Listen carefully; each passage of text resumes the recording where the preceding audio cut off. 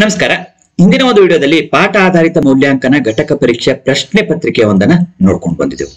ಈ ಒಂದು ಪ್ರಶ್ನೆ ಪತ್ರಿಕೆಯ ಮಾದರಿ ಉತ್ತರಗಳನ್ನ ಈ ವಿಡಿಯೋದಲ್ಲಿ ನೋಡ್ಕೊಂಡು ಬರೋಣ. ಪೂರ್ತಿಯಾಗಿರುವಂತಹ ವಿಡಿಯೋನ ವೀಕ್ಷಿಸಿ ಹಾಗೂ ನಿಮಗೆ ಈ ವಿಡಿಯೋ ಇಷ್ಟ ಆದಲ್ಲಿ ಲೈಕ್ ಮಾಡಿ. ಅಧ್ಯಾಯ 8 ಸಾಮಾಜಿಕ ಸ್ತರ ವಿನ್ಯಾಸ ಮತ್ತು ಮರುಸಿಂಚನದಿಂದ ಆಯ್ಕೆ ಮಾಡಿಕೊಂಡಿರುವಂತಹ ಪ್ರಶ್ನೆ ಪತ್ರಿಕೆ ಹಿಂದಿನ ವಿಡಿಯೋದಲ್ಲಿ ಡಿಸ್ಕಷನ್ ಬಂದಿರುವಂತದ್ದಾಗಿದೆ. ಆ ಎಲ್ಲ ಪ್ರಶ್ನೆಗಳನ್ನ ಉತ್ತರಿಸುತ್ತಾ ಪ್ರಾಕ್ಟೀಸ್ಗಾಗಿ ನೋಡ್ಕೊಂಡು ಬರೋಣ. ವಿಷಯ ಇರುವಂತದ್ದು ಸಮಾಜ ವಿಜ್ಞಾನ ತರಗತಿ 10ನೇ ತರಗತಿಯಾಗಿರುವಂತದ್ದು. ಇನ್ನು ಉತ್ತರಿಸುವುದಕ್ಕೆ ಸಮಯಾವಕಾಶ 45 ನಿಮಿಷಗಳಿರುವಂತದ್ದು. ಗರಿಷ್ಠ 25 ಅಂಕಗಳಿಗೆ ಈ ಒಂದು ಪ್ರಶ್ನೆ ಪತ್ರಿಕೆ ಇರುವಂತದ್ದು ಆಗಿದೆ. ಮೊದಲ ವಿಭಾಗದಲ್ಲಿ ಬಹು ಆಯ್ಕೆ ಪ್ರಶ್ನೆಗಳು ಇರುವಂತದ್ದಾಗಿದೆ. 6 ಪ್ರಶ್ನೆಗಳಿವೆ. ಪ್ರತಿಯೊಂದು ಉತ್ತರಕ್ಕೂ 1 ಅಂಕ ಇರುವಂತದ್ದು. ಮೊದಲನೇ ಪ್ರಶ್ನೆ, ಅಸ್ಪೃಶ್ಯತೆ ಆಚರಣೆಯನ್ನು ನಿಷೇಧಿಸಿದ ಸಂವಿಧಾನದ ವಿಧಿ ಕೇಳಿರುವಂತದ್ದು. 17ನೇ ವಿಧಿಯು ನಿಷೇಧಿಸಿರುವಂತದ್ದು. ಇದು ಒಂದು ಪ್ರಮುಖವಾಗಿರುವಂತಹ ಪ್ರಶ್ನೆ ಆಗಿರುವಂತದ್ದು. ಬಹಳಷ್ಟು ಬಾರಿ ಪರೀಕ್ಷೆಯಲ್ಲಿ ರಿಪೀಟ್ ಆಗಿ ಕೇಳಿರುವಂತಹ ಪ್ರಶ್ನೆ ಸಹ ಇದಾಗಿರುವಂತದ್ದಾಗಿರುತ್ತೆ. ಇನ್ನು 2ನೇ ಪ್ರಶ್ನೆ, ಮಾನವ ಕುಲ ತಾನೊಂದೇ ಒಲಂ ಈ ವಾಕ್ಯವನ್ನು ಹೇಳಿದವರು ಕೇಳಿರುವಂತದ್ದಾಗಿದೆ. ಪಂಪ ಹೇಳಿರುವಂತದ್ದಾಗಿದೆ. ಈ ಒಂದು ಪ್ರಶ್ನೆ ಹಿಂದಿನ ಒಂದು ಪರೀಕ್ಷೆಯಲ್ಲೂ ಸಹ ಬಂದಿರುವಂತಹ ಪ್ರಶ್ನೆ ಆಗಿರುವಂತದ್ದಾಗಿದೆ. ಸರಿಯಾಗಿ ಪ್ರಾಕ್ಟೀಸ್ ಮಾಡಿಕೊಳ್ಬಹುದು. ಇನ್ನು 3ನೇ ಪ್ರಶ್ನೆ, ಅಸ್ಪೃಶ್ಯತೆ ಹಿಂದೂ ಸಮಾಜಕ್ಕೆ ಹತ್ತಿದ ಕಳಂಕ ಎಂದು ಹೇಳಿದವರು. ಸಿ ಆಯ್ಕೆ ಮಹಾತ್ಮ ಗಾಂಧೀಜಿಯವರು ಹೇಳಿರುವಂತದ್ದಾಗಿದೆ. ಈ ಪ್ರಶ್ನೆಯು ಸಹ ಪ್ರಮುಖವಾಗಿರುವಂತಹ ಪ್ರಶ್ನೆ ಆಗಿರುವಂತದ್ದು. ಪ್ರಾಕ್ಟೀಸ್ ಮಾಡಿಕೊಂಡಿರಿ.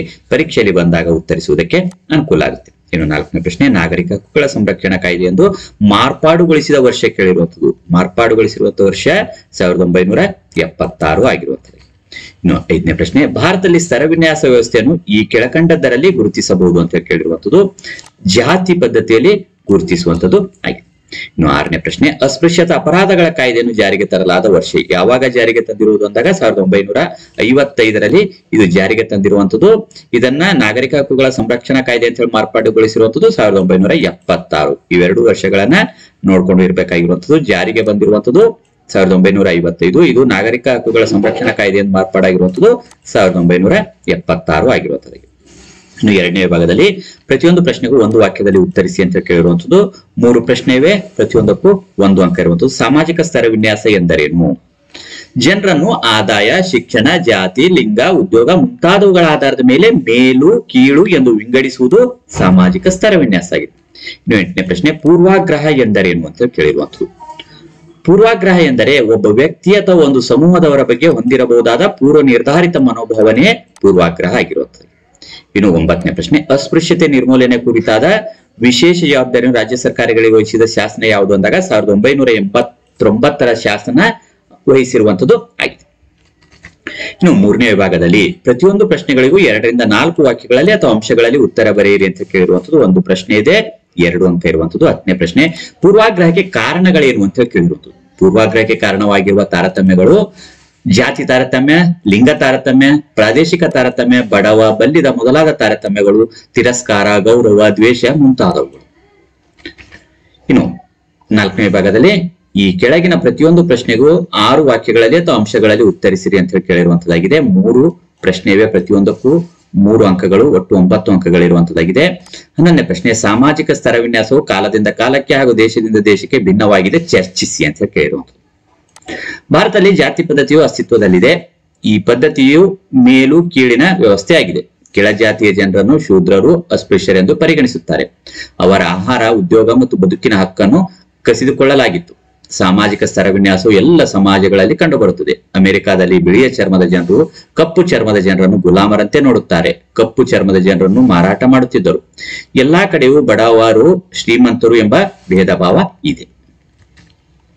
ಇನ್ನು 12ನೇ ಪ್ರಶ್ನೆ, ಅಸ್ಪೃಶ್ಯತಾ ನಿವಾರಣೆಯ ಸಂವಿಧಾನಾತ್ಮಕ ಮತ್ತು ಶಾಸನಾತ್ಮಕ ಕ್ರಮಗಳಾವು ಅಂತ ಕೇಳಿರುವಂತದ್ದು. 17ನೇ ವಿಧಿ ಅಸ್ಪೃಶ್ಯತೆ ಆಚರಣೆಯನ್ನು ನಿಷೇಧಿಸಿದೆ. ಅಸ್ಪೃಶ್ಯತೆ ಆಚರಣೆ ಶಿಕ್ಷಾರ್ಹ ಅಪರಾಧವಾಗಿದೆ. 1955ರಲ್ಲಿ ಅಸ್ಪೃಶ್ಯತಾ ಅಪರಾಧಗಳ ಕಾಯ್ದೆ ಜಾರಿಗೆ. 1976ರಲ್ಲಿ ಇದನ್ನು ನಾಗರಿಕ ಹಕ್ಕುಗಳ ಸಂರಕ್ಷಣಾ ಕಾಯ್ದೆ ಎಂದು ಬದಲಿಸಲಾಗಿದೆ.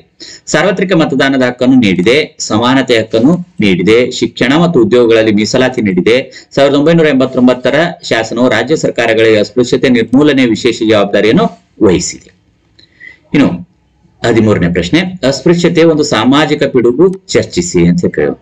ಭಾರತದಲ್ಲಿ ಸ್ತರವಿನ್ಯಾಸ ವ್ಯವಸ್ಥೆಯನ್ನು ಜಾತಿ ಪದ್ಧತಿಯಲ್ಲಿ ಗುರುತಿಸಲಾಗಿದೆ. ಭಾರತೀಯ ಜನರು ಸಾವಿರಾರು ಜಾತಿ ಸಮೂಹಗಳಲ್ಲಿ ಹಂಚಿ ಹೋಗಿದ್ದಾರೆ.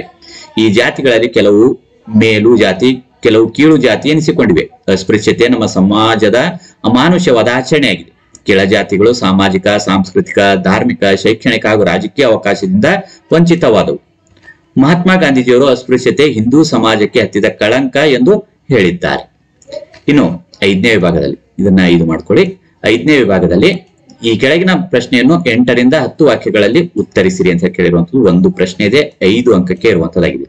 14ನೇ ಪ್ರಶ್ನೆ, ವರದಕ್ಷಿಣೆ, ಅಸ್ಪೃಶ್ಯತೆ, ಬಾಲಕಾರ್ಮಿಕ ಪದ್ಧತಿ, ಬಾಲ್ಯ ವಿವಾಹದಂತಹ ಪಿಡುಗುಗಳಿಂದಾಗುವ ಸಾಮಾನ್ಯ ದುಷ್ಪರಿಣಾಮಗಳನ್ನು ಬರೆಯಿರಿ. ಯಾವ್ಯಾವ ದುಷ್ಪರಿಣಾಮಗಳ ಉಂಟಾಗ್ತವೆ, ಸಮಾಜಕ್ಕೆ ಉಂಟಾಗುವಂತಹ ದುಷ್ಪರಿಣಾಮಗಳನ್ನ ಪಟ್ಟಿ ಮಾಡಿ ಚರ್ಚಿಸಿ ಅವುಗಳನ್ನ ಉತ್ತರಿಸಬೇಕಾಗಿರುವಂತದ್ದು. ಇದನ್ನ ಉತ್ತರಿಸುವುದಕ್ಕಾಗಿ ನಿಮ್ಗೆ ಬಿಟ್ಟಿರುವಂತದ್ದಾಗಿದೆ. ನೀವು ಉತ್ತರಿಸಿ ಪ್ರಾಕ್ಟೀಸ್ ಮಾಡಿಕೊಳ್ಬಹುದಾಗಿರುವಂತದ್ದು. ಈ ಎಲ್ಲ ಮೇಲಿನ ಪ್ರಶ್ನೆಗಳನ್ನ ಉತ್ತರಿಸಿ ನಾವು ನೋಡ್ಕೊಂಡು ಬಂದಿದ್ದೇವೆ. ಇದೆಲ್ಲ ಅಂಶಗಳು ಅಂದ್ರೆ ವರದಕ್ಷಿಣೆಯಿಂದ, ಅಸ್ಪೃಶ್ಯತೆಯಿಂದ, ಬಾಲಕಾರ್ಮಿಕ ಪದ್ಧತಿಯಿಂದ ಯಾವ ರೀತಿಯಾಗಿ ಈ ಪಿಡುಗಿನಿಂದ ದುಷ್ಪರಿಣಾಮ ಉಂಟಾಗುತ್ತೆ ಅನ್ನೋ ಒಂದು ಅಂಶಕ್ಕೆ ಸಂಬಂಧಿಸಿದಂತೆ ಸ್ವತಂತ್ರವಾಗಿ ಆಲೋಚಿಸಿ ಉತ್ತರಿಸಬಹುದಾಗಿರುವಂತದ್ದಾಗಿದೆ. ಈ ವಿಡಿಯೋ ನಿಮ್ಗೆ ಇಷ್ಟ ಆದಲ್ಲಿ ಲೈಕ್ ಮಾಡಿ. ಈ ತರ ಒಂದು ಅಧ್ಯಾಯಗಳಿಗೆ ಸಂಬಂಧಿಸಿರುವಂತಹ ವಿಡಿಯೋಗಳು ವೀಕ್ಷಿಸುವುದಕ್ಕಾಗಿ ಡಿಸ್ಕ್ರಿಪ್ಷನ್ ಬಾಕ್ಸ್ ನಲ್ಲಿ ಲಿಂಕ್ ಇರ್ತದೆ ಮತ್ತು ಇದರ PDF ಅನ್ನು ಡೌನ್ಲೋಡ್ ಮಾಡಿಕೊಳ್ಳುವುದಕ್ಕೂ ಸಹ ಡಿಸ್ಕ್ರಿಪ್ಷನ್ ಬಾಕ್ಸ್ ನಲ್ಲಿ ಲಿಂಕ್ ಕೊಟ್ಟಿರ್ತೇವೆ.